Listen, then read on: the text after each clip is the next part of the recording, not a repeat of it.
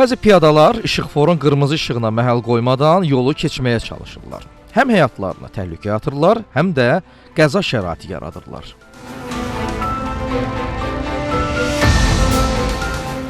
Bəzi piyadaların işıqforun tələblərinə əməl etməməsi sürücüləri də təngə gətirib. Heç sağına soluna da baxmır, düz gedir. Deyirsən gözdə qırmızı yanır, sən olmaz yol mənimdir. Üstünə elə bağırır, səni günahkar çıxardır. Məsələn bizə yaşıldır, qırmızıda yox. Məsələn indi gedin qabağa baxın, orada görəsə adamlar atlanır maşın qabağına. O piyada bu boyda maşını görmür.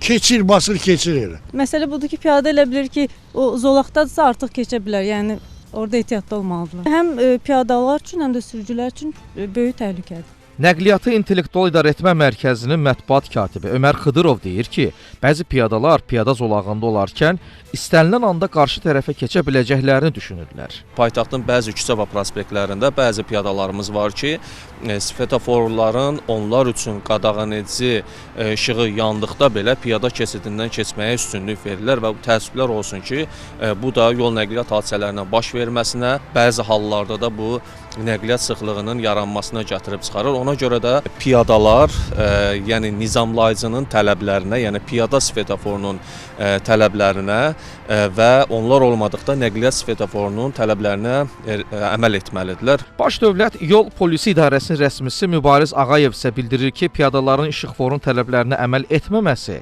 qanunla məsuliyyətə səbəb olur.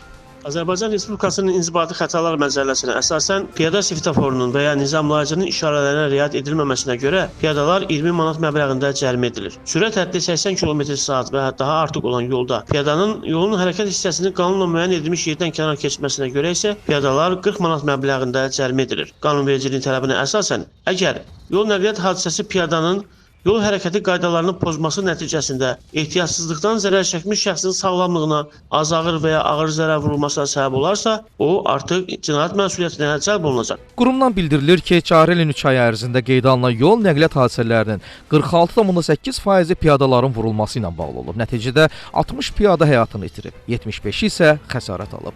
Baş Dövlət Yol Polisi İdarəsinin rəsmisi piyadalara yolu keçərkən diqqətli olmağı, telefon və qulaqlıq kimi vasitələrdən istifadə etməməyi, işıqforun tələblərinə əməl edərək yolu yalnız piyadalar üçün nəzərdə tutulmuş hissələrdən keçməyi tövsiyə edir. Alin Rəsulzadə, Samir Qasımov, Ayaz Süleyman Soy, Xəbər Ertəsi.